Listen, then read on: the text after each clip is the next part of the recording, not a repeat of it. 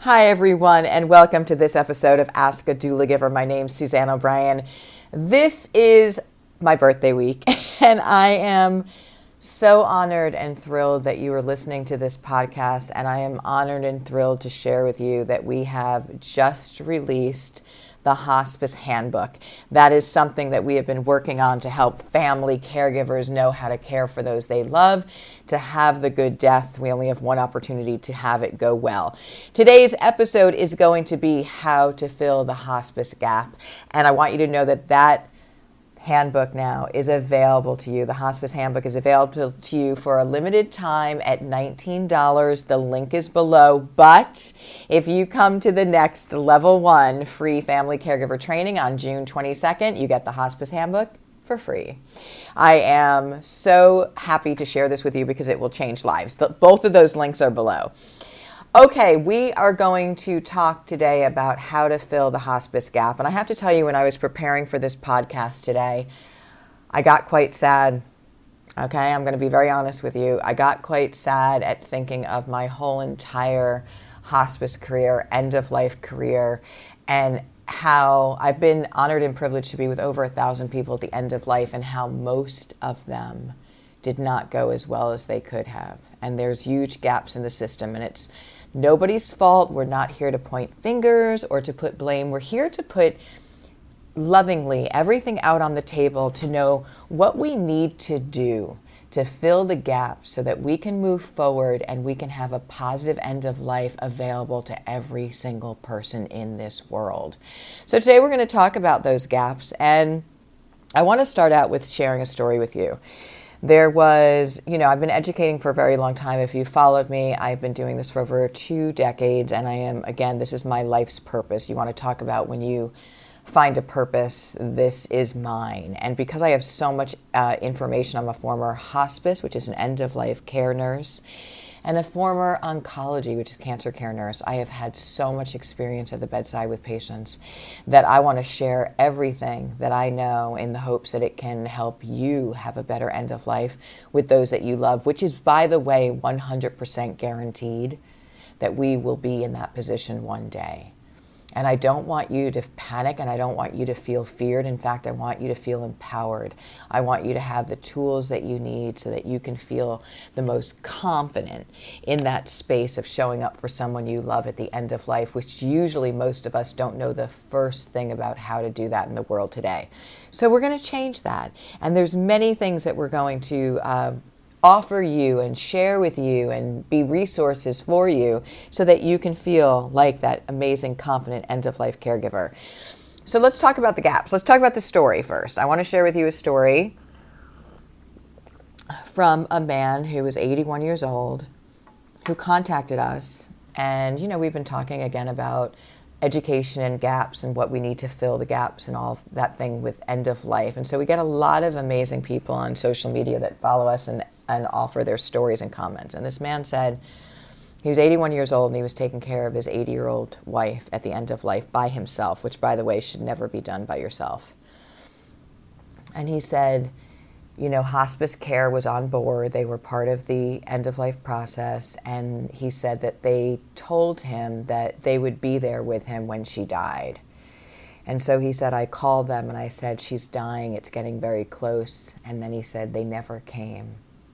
No one ever came. So here's what we're going to do. We're going to start with talking about the gaps in hospice care, and then we're going to talk about how to fill them. So there are major gaps in hospice care, and one is the time at the bedside or in the home. It's very, very limited. When I was a hospice nurse, I was there for 1 hour once a week if my patient was what you call stable.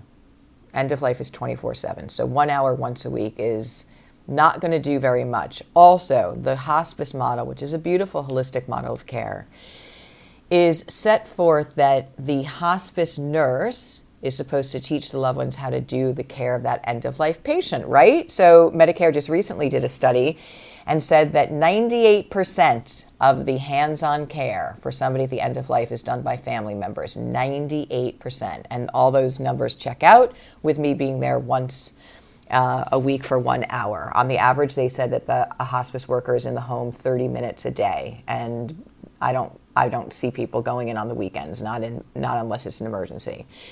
So when the family caregiver is responsible for 98% of the end-of-life care, how petrifying do you think that could be for them?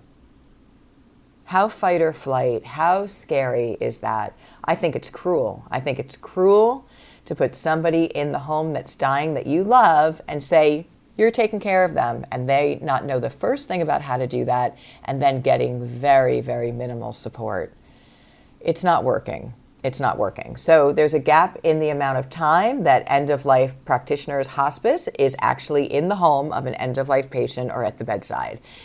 The second gap is in education, and that's the key. That's really the role of the hospice nurse. She or he comes and manages, assesses that patient, sees where they are at that moment, which, by the way, at the end of life, so much can change within 1 week to the next. So if I'm there once a week for 1 hour, what about all the other times when things are changing and the family has no idea what is actually happening with that patient, so that hospice doesn't know, can't change the care plan, can't show up to create the highest quality of daily living with symptom management and care plan adjustments if you're there once a week. So the education piece is critical, and that's really what hospice is made on. The model is that they come in, they manage the care, they assess the patient, and then the doctor will write the care plan out, and it's adjusted as needed so that for optimal comfort. But if you're only there once a week for 1 hour, number one, there's so much that goes on in 7 days that you don't see as a hospice nurse. Number two is that, do you think I can educate somebody on how to care for somebody at the end of life in 1 hour? Absolutely not. So usually what happens is you go in, you see what's happening at that moment. I call it putting Band-Aids on it. You're just seeing, okay, if there are pain issues, let's take care of that and make sure the family can understand as best they can about, and many things get missed because it takes multiple times to teach something, especially when it's in a feared state, to actually learn it. And medications, by the way, are one of the most missed areas of education. And so when we're in there as hospice nurses putting Band-Aids on it, just assessing what's the acute issue in front of us, trying to teach the family that, what about all the other things? What about what they should expect? What about what to do at the time of death? What about slowing down and making sure that they take this moment in that vigil period, and even after death, that you can sit with your loved one, you can have people come. The minute that funeral home comes and takes that body away, we can never get that space back again. So it is critically important to slow this all down, to ground people, empower them with information, let them know the natural signs and symptoms that death delivers us, each one of us, no matter what we look like, where we are in the world, how much money we have. Reminding us that this is one of the equalizers in our humanity, and here's the thing, it can go well. Not only can it go well, it can go really well with the right education, kindness, and support. So number one, gaps in time at the bedside or in the home at the end-of-life patient. Number two, gaps in education, and education is the key, right? Education is the key to everything, but education is really the key here. And number three is the gaps in good deaths. I've had families, and I'll tell you one quick story. I had a family who, so lovely, we actually got a few months together, and that was a little atypical. And I was educating them, and I built the trust with them, and they trusted me, and we went on this journey, and I was able to teach them. We had time, and we had grounded energy, meaning that like they were not in fight or flight the whole time. So we were able to get things stable and to do teachings, and it was really quite beautiful. And I remember at the very end, I remember coming there, the last day, I could tell that she was going to die that night. I said, I'm sure she's going to die tonight. And this was the afternoon, and she was actually looking a little rough, like she was, actively dying. And again, I want you to know how natural this is. Actively dying can look a little rough at times. The muscles start getting all flaccid. Everything starts to diminish, right? And start to shut down. And so the mouth is hanging open, and sometimes people are kind of leaning over, and you can't always get things to look comfortable, and the breathing changes. There's labor breathing. People are doing their work. The body's shutting down, but this is all natural. And that afternoon she was like that. So she was looking a little uncomfortable, and the granddaughter was coming home. The mother had come to live with her son that was in a different state, and the granddaughter, who I'd got to know as well, who was 8 years old, was coming off the school bus that afternoon. I really had built a relationship with her, and I wanted to stay and see if she wanted to ask me any questions, and they were actually kind of shocked that I offered to do that, and I was like, of course I would do that. This is the moment, right? So the little girl comes off the school bus, and we come in, and I just, let her ask questions and told her, which is so important, the rationale of why things are happening, that it's a natural process. But here's the thing that I wanted to tell you, is that as a hospice nurse, I can pronounce patients. So I can pronounce them when they die. And that afternoon when we were discussing it, I said, she's going to die tonight. The husband said, who it was his mother, said, well, we're going to wait for you then to get on your shift tomorrow as a hospice nurse to pronounce her. And the woman's like, no, we're not. We're not having her end of life and just staying in the home at night. And I was like, please don't fight. But here's what I want to tell you, that at 8:30 the next morning, the time my shift starts, the office calls, and they said, Mrs. Miller died. Go pronounce her. And I said, okay. So I go over, and it was this beautiful, country road going up to this beautiful wooden house that they had. And I knock on the door. They open the door. It's the wife and the husband. And just like this, they go, you have to see her. We haven't touched her. Excited. So the woman's bedroom was on the first floor, and I was thinking, what is happening here, right? So I follow them into her room, and I have to tell you, she looked like an absolute angel. She was in a white nightgown. She was somewhat sitting up, mouth closed, and looked like she had a little smile on her face. And so here's what I want to say to you. End of life is 100% guaranteed to be a part of our journey, each and every one of us. It's not optional.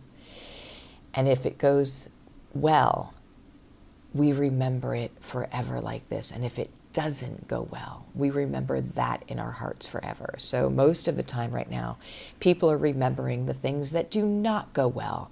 I want to tell you that it's so possible to have this memory. So for these people who just said goodbye to someone they love in their physical body, to be telling and retelling the story of how it happened with such happiness, gratitude, peace, grace, excitement. And I want to tell you that what they told me what happened. They said, and this is one of the things about end-of-life education, is that somebody may not want to die with you in front of them. It happens all of the time. So I had educated them on what to look for the day before, and I had said, she may not want to die with you in front of her. Just keep that in mind. And so again, this woman's bedroom was on the first floor, and they told me what they said. We have to tell you what happened. So the wife came down at about 2:30 in the morning, and her husband was sleeping next to his mom's bed on the floor. And she said, honey, please come upstairs, come to bed. Remember what Suzanne said, that she may not want to pass in front of you. And he said, okay. And so he just went upstairs, and they said they came down at 6 o'clock in the morning and found her like this. And the happiness and gratitude and story of retelling this with such love in their heart is something that they will hold on forever. So this is what is possible. This is what is possible for each and every one of us. And that's why, if you know me at all, I am out here giving everything that I've got in every platform, on every way, so that it can be available to every person in this world, and they can have the opportunity to have that good death with those that they love. So we have gaps, a gap in time with practitioners at the end of life that are in the house. A gap in education takes a lot more than what is there right now, and the time to learn it is before we ever get there. And a gap in good deaths. I want to do a podcast in a few years from now talking about how many good death stories we're having come through because of the shift, because of the change.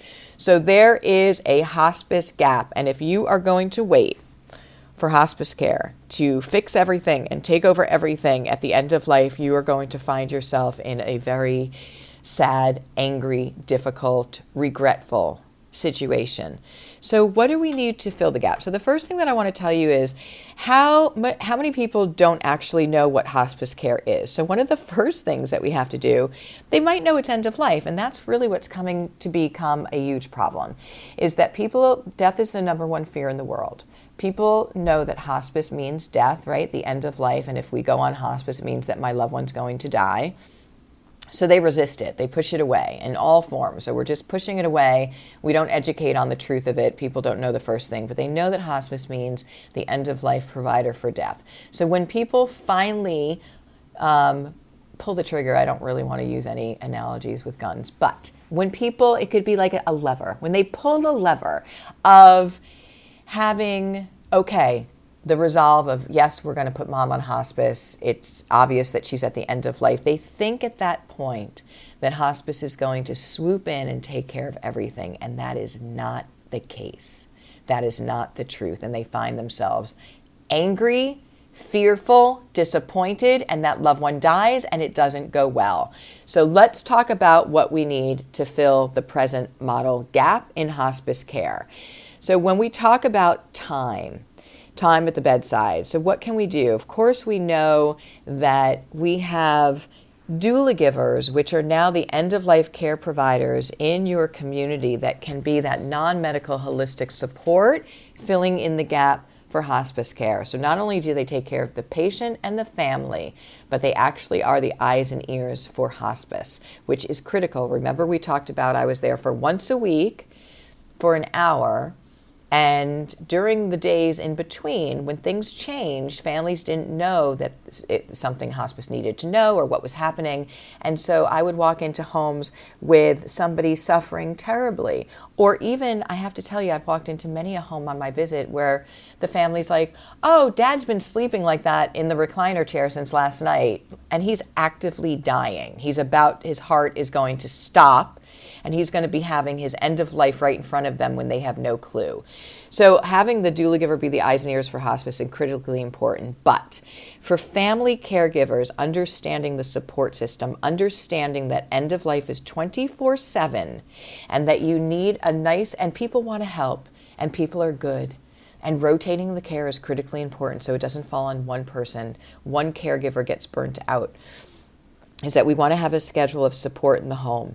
So we want to make sure that you have respite care, that you have people overnight care, that you have people that know what is going on and what's happening in that home to support you.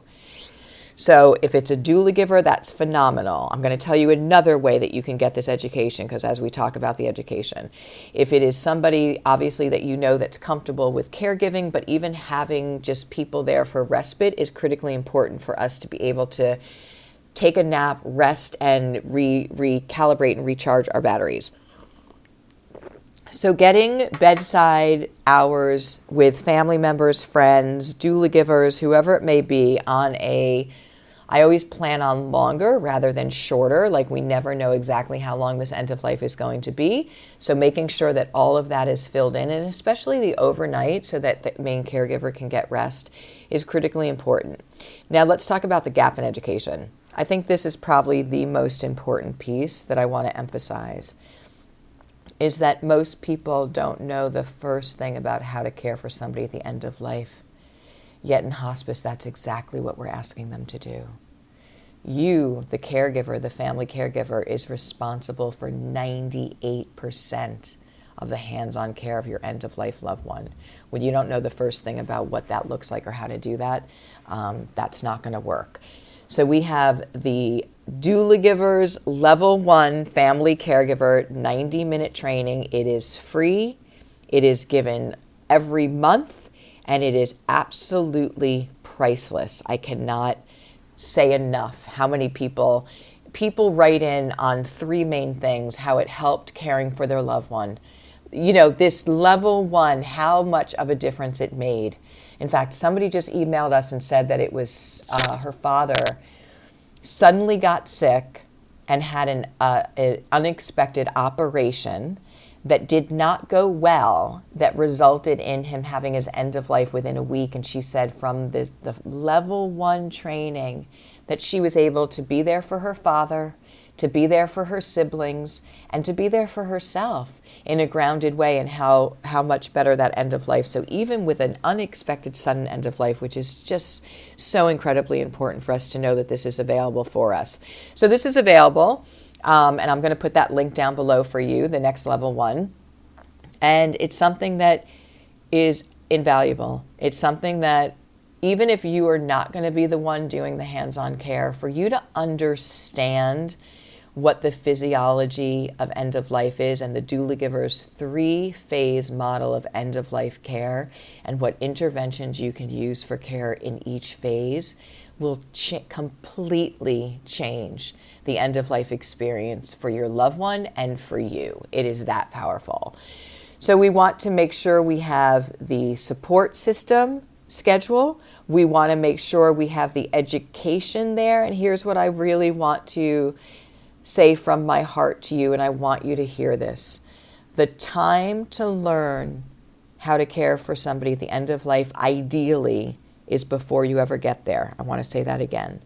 The time to learn how to care for your loved one at the end of life, ideally, is before you ever get there. So you can really absorb the teaching. You're not in a fearful fight or flight state, that you can ask questions. There's lots of resources for you. It is absolutely amazing. So I want to, again, encourage you, if you haven't already, to take part in the free level one. The link is below. And the third gap is the gap in good deaths. Please join me in this global outreach to make death, once again, the natural, sacred experience it is meant to be. The more we can tell the truth about what end of life is like, the more we can support one another with free education and resources. And also, wow, what a community. What a reminder, and a powerful one, probably the most powerful one at that, of how we are so much more similar than different. That no matter where you live in the world, no matter what religion or culture, that end of life is going to be a part of each and every one of our journeys. It does not matter. It does not discriminate. Death does not discriminate. It is time to bring back what connects us and unites us in our humanity, so much more than the differences that separate us. So much more important. So the 3 gaps in care and making them a good death, 2 things. 80 to 90% of a good death depend on these 2 things. Number 1, planning ahead. Thinking about what you would want or not want for end of life care. When you get there, what is quality of life to you? That is the first part of it. And also I want to tell you this, that when you live knowing that one day this journey will not be the same as you know it today, that you're living today. Whether you are conscious of this or unconscious of this, you will live with a very different awareness of the beauty that you have every single day.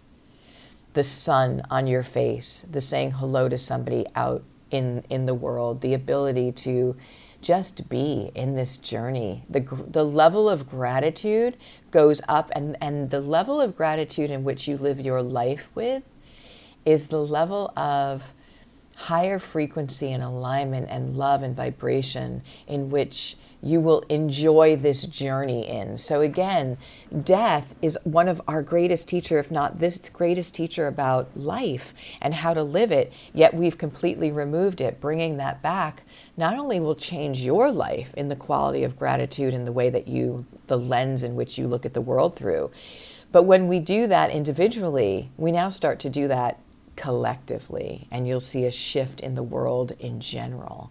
And don't we need that now? Isn't that the moment? That's what's needed at this moment. This is what the call is. And isn't it ironic that talking about death is what is going to bring that about, that shift? How beautiful is that? So death is having a rebirth, and a beautiful one. And again, from a practical standpoint, 100% that we will all be in a situation where we're caring for somebody or know somebody at the end of life, and this can make it go so much better.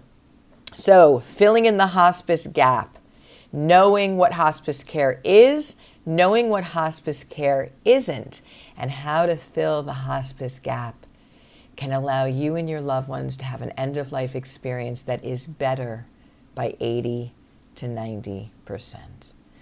I want to thank you so very much. There are 2 links below. I want you to click on both of them. One is for the Hospice Handbook. And right now you can get that at a reduced rate of only $19. And if you take part in the second link, which is Level 1, End of Life Doula Caregiver, it is for free. That is a free webinar. That is one of the major areas of education to change, again, that positive, having that positive end of life. That is a big part of it. If you come to the Level 1, we're going to be giving on the next one, the Hospice Handbook, to everyone who comes live to that event for free. So click both of those links and know that this is the time. This is the shift we are making, and this is a global community that we have to have that change happening with. It's not just for one population or one country or somebody who can afford care. It is for every single person. And here's the thing. End of life is not a medical experience. It's a human one. And we just forgot that. So join me in both of those items, both of those events, and I promise you that, again, when we put these into action, your end of life, no matter what the disease process, will be better by 80 to 90%. I want to thank you so very much. The next Level 1 is June 22nd, and you can get the Hospice Handbook right now. Click the link below, and I'll see you in class. Thank you, everyone. This was Ask a Doula Giver, and I will see you in the next episode.